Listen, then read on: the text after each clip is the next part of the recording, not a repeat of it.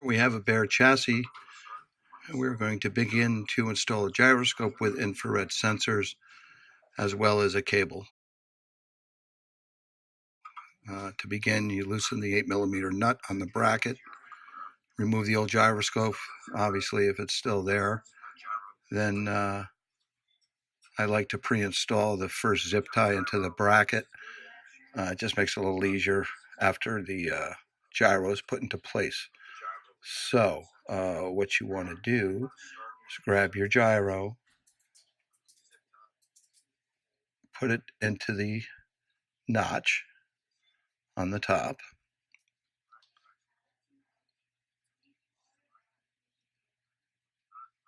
There's a notch on the side of the gyro that will keep it in place. The zip tie fits right into it. You just want to, you'll see the notch. It's right there. You want to tighten that one down. Give it a good tug. Make sure it's secure, and then I generally will tighten the 8mm bracket or nut and bracket that holds the gyro in place.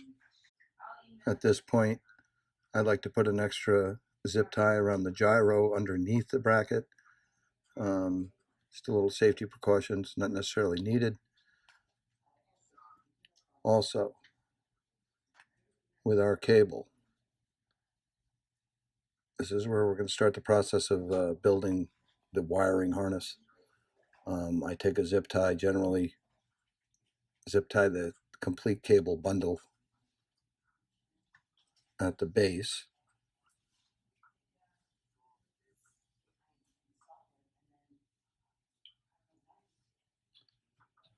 Here we're installing the cable, feed the plugs through the holes. There's 4 not uniform holes, so there's only one way that the cable can be fastened to the chassis. So here we have the cable ties ready. I want to lay the cable out. The 2 black wires are the motor wires.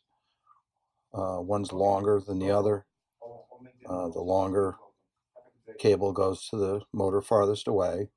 The shorter goes to the one closest. Pretty much common sense in that regards. You always want the cables underneath the 2 top brackets. And they're brackets, but they also serve as a connecting points to fasten the harness. So having said that, our first zip tie goes on the base of the cable harness. Keep everything together, nice and snug. Next, we want to get that cable over to the chassis, keeping it nice and tight to the side. You don't want it loose where you'd have loose wires running that could get caught up into the green belts or the blue caterpillar straps. You want to avoid that at all costs. So use the holes in the top of the rail for your zip tie. Just get it in there nice and snug, line it up, pull it tight. Same with the next. Again, I'm very generous with zip ties. We find over time that depending on the water chemistry of the pool, they become brittle and can break fairly easily. So redundancy always helps. Obviously, if you start breaking a bunch of zip ties and the wires get caught up into the rollers, you start ripping out infrared sensors, pump wires, motor wires, etc. So don't cheap out on a cheap zip tie.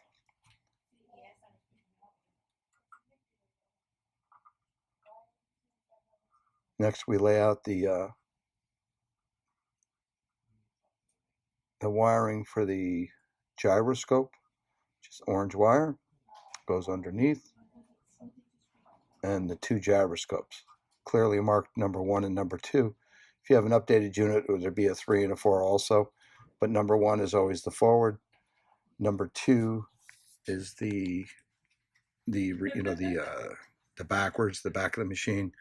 3 is right front, and 4 is right rear. Or number 4 would be right where the cable comes through the chassis. Number 3 would be by the gyro. Same thing on the harness for the gyro. You want to start by zip tying the whole harness together close to the base of the gyroscope, and then getting it close to that rail and securing it to the rail, making sure not to leave any slack that might get caught up in a roller or a belt and rip itself out.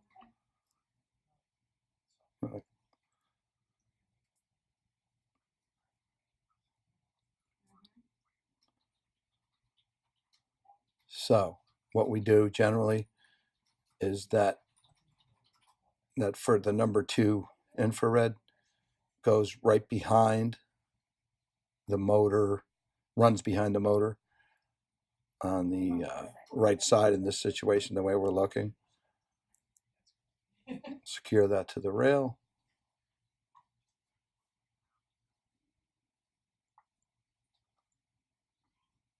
The gyroscope connection and the number 1 cable go behind what we're looking at, the left motor. So as you can see, I'm connecting the right motor plug to the rear infrared. This keeps them in place. Also allows you to have enough slack. So if you ever had to replace the motor, there's plenty of slack to pull the motor out and get to the connection.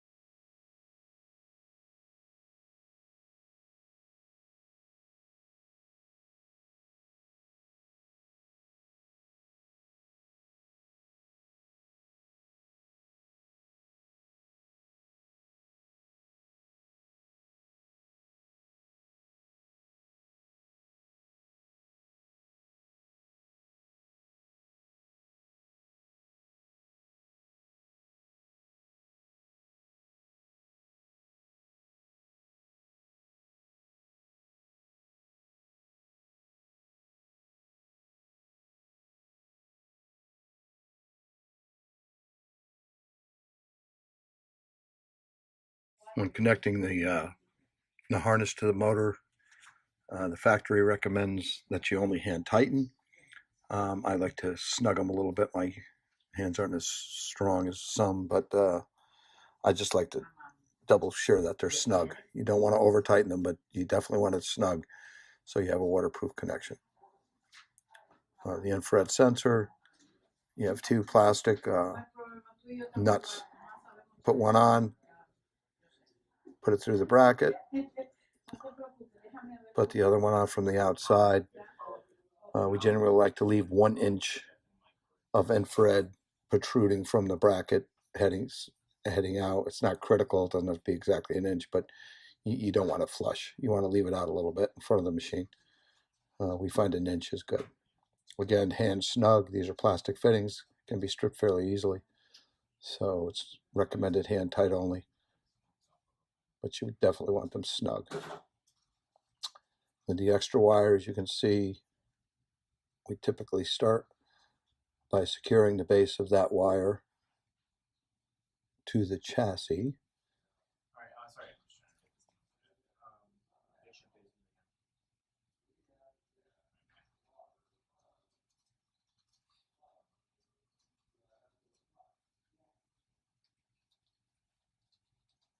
Again, making sure there's no slack that can be caught into a roller or a belt or a band.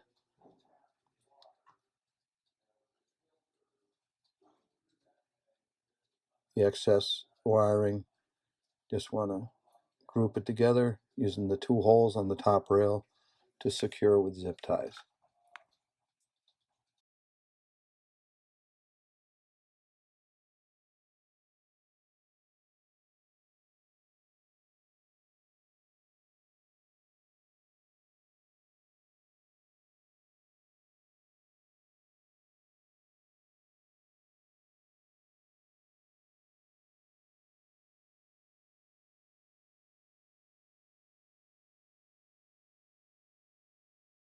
For anyone out there is doing this for the first time, once you remove the Murtha plate and have the unit upside down where you can access everything, it's always nice to take pictures of what was there.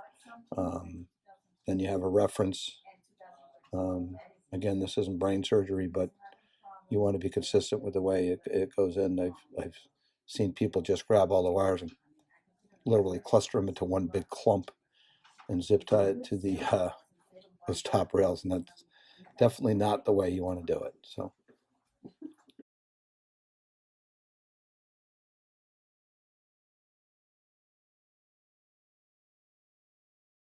now here we take the gyro plug, bring it underneath, connect the left motor. They only go on one way. Line up the notch and tighten as tight as you can. And again, I just go for that extra little, just snug it. You don't want it tight, you just want it snug. Easy feel. Then the number 1 wire for the infrared, that's going to go to the front, and the gyroscope wire need to be connected to the top rail as such.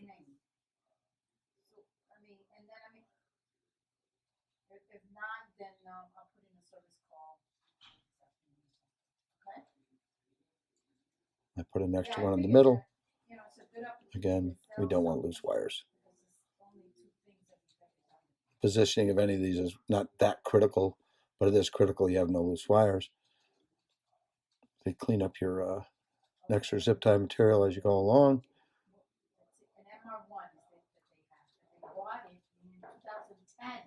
Yeah, baby, time to up down. I need another pair of shoes. So as you can see, we bring the gyro wire over across underneath. Keep all the wires in the straight line and fasten that to the rail, leaving the slack for that left motor. So if it had to be replaced, you have plenty of wire to pull the motor out and then just twist off the fitting without disassembling the whole machine.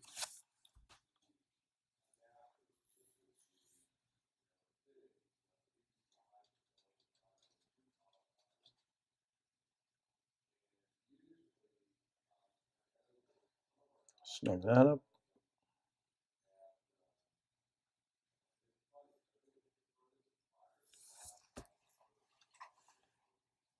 And plenty of slack on the pump, which by the way is not installed at this point. Connect your gyroscope and infrared plug to the harness. Again, snug that fitting. Sure, it's snug so it's waterproof. At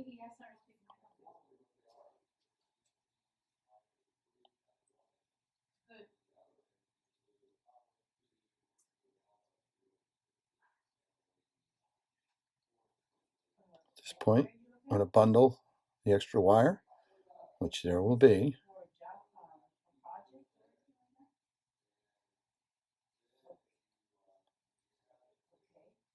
Secure that to itself initially.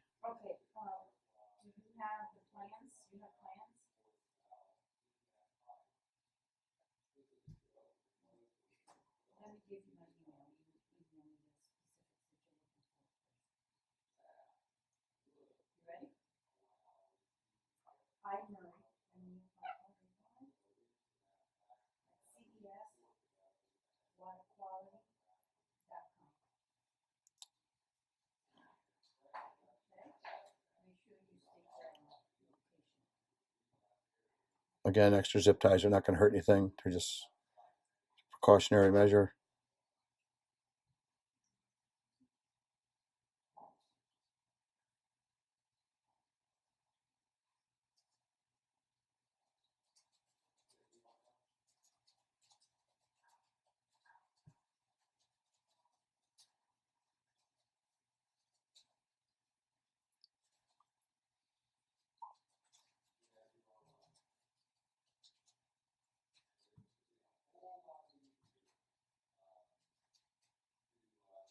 And for me, as you can see, this harness seems a tad loose.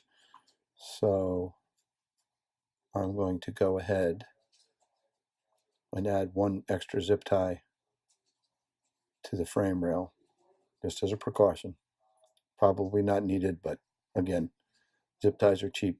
Our time is not.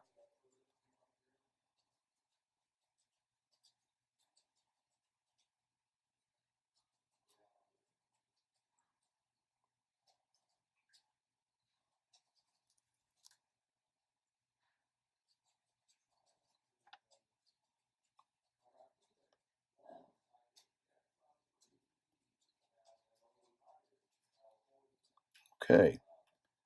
Front infrared, pretty much the same procedure as the rear. Put your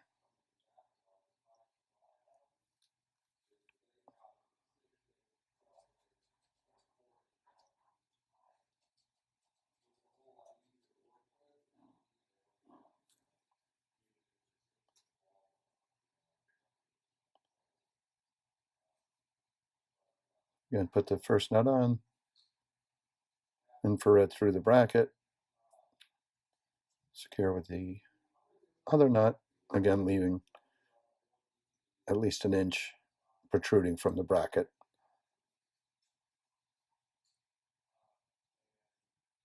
Make sure those are very well snug.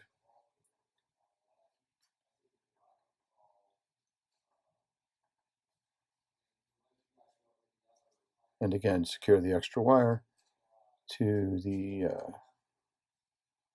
crossbars on the chassis,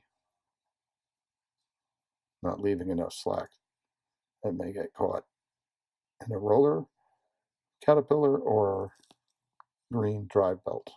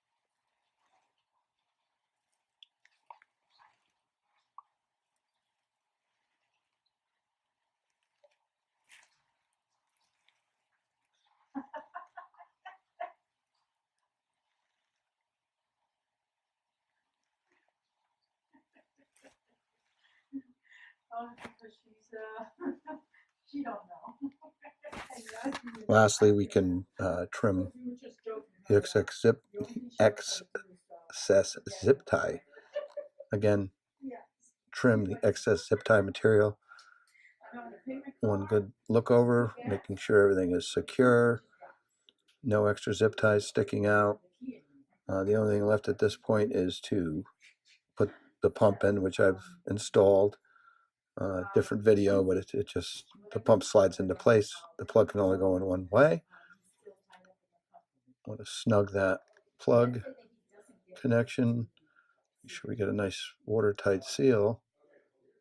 And that is pretty much changing a cable and the gyros.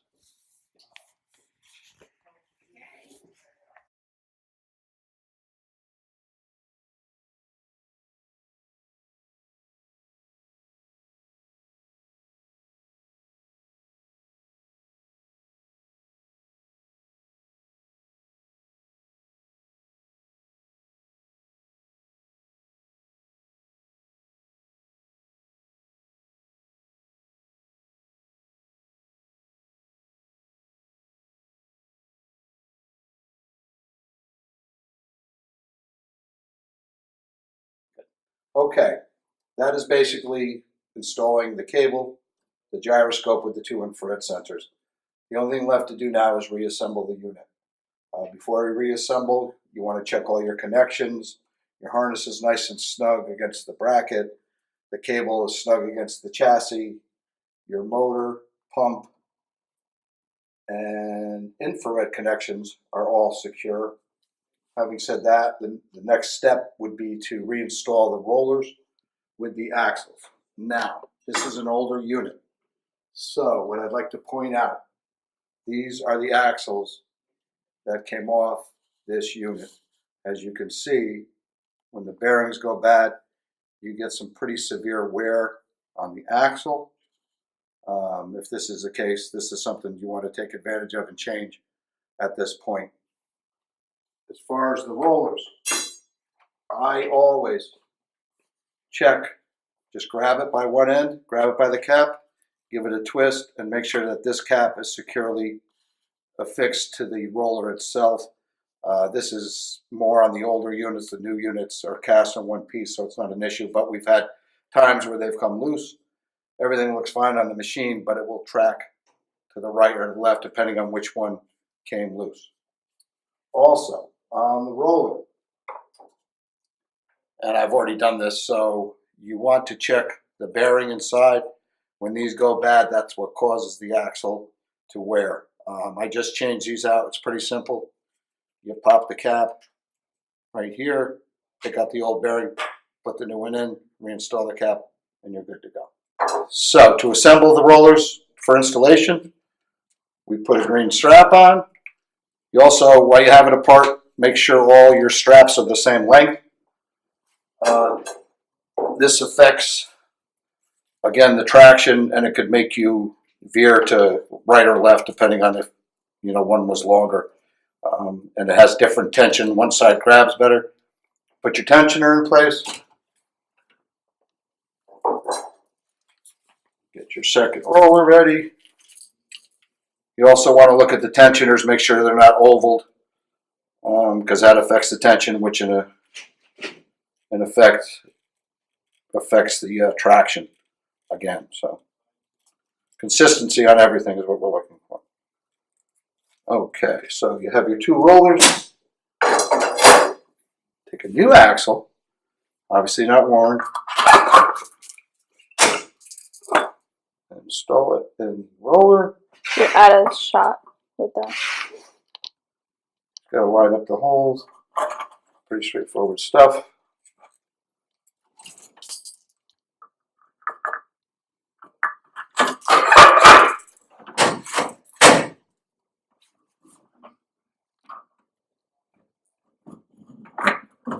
This is actually easier than I'm making it look. So to install the assembly. Can you hold that in front of the camera like horizontally? Because you couldn't see it in the shot. This? Horizontally, like the other way. Yeah. So here you have your one side of your rollers ready to go. Keep your blue Caterpillar straps down and out of the way. Enter one side into the notch.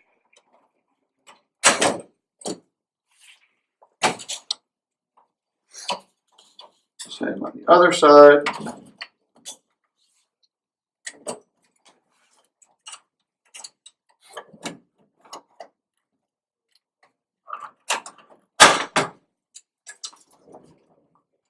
Then you want to connect the green strap to the motor. Just pull it over and use the roller to help you. Just walk it on.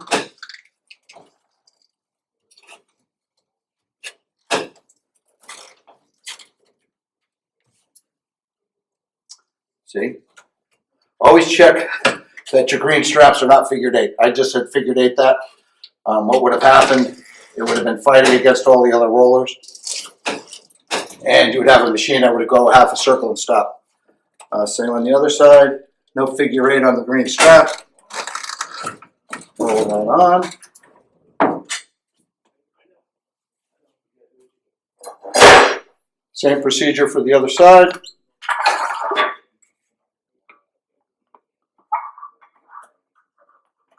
Also, I might mention the bearings. Typically, 99.9% of the time, it's the outer bearings that go bad because they're the only ones that really have any tension on them. The inner bearings rarely have an issue. So, I mean, you can check them, but it's typically not an issue. So again, prepare your green straps with the tensioner.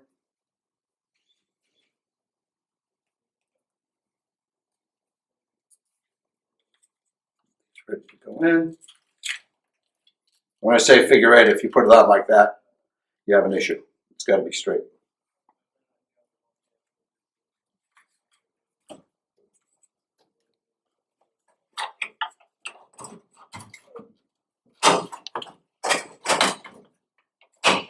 Install the roller in the notch.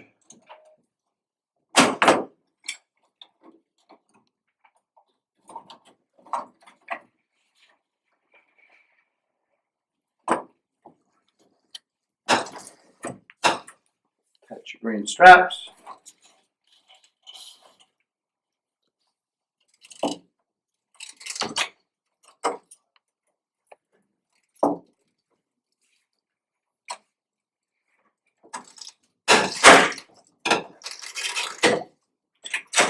Reinstall the Caterpillar. Same manner, just walk them on, get one side on. Use the roller to help you kind of walk it over. Make sure everything's moving smoothly. It is. Same on the reverse.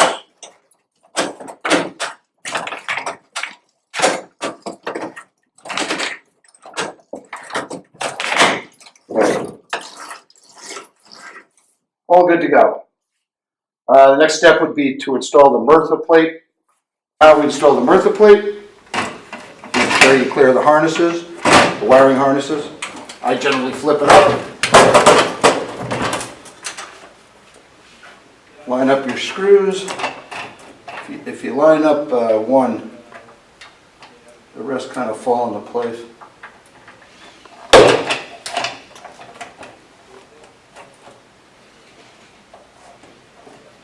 Let's get that one started. Again, pretty straightforward stuff.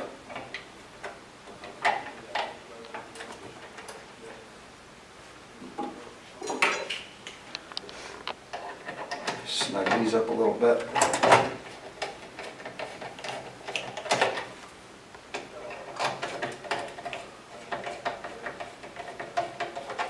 So you have two lined up. Generally flip it over just by reaching in. Grab the plate from underneath, and the other two always line up. So.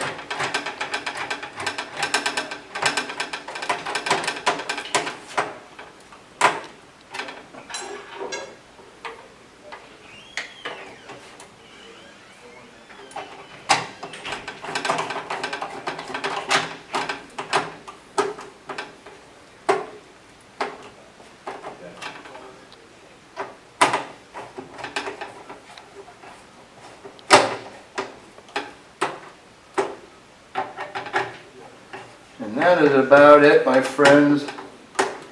The only other thing to assemble, which isn't an assembly, would be to install the filter bag and plate, lining up the notch with the cable, make sure we're in the correct position, seat that nice and properly.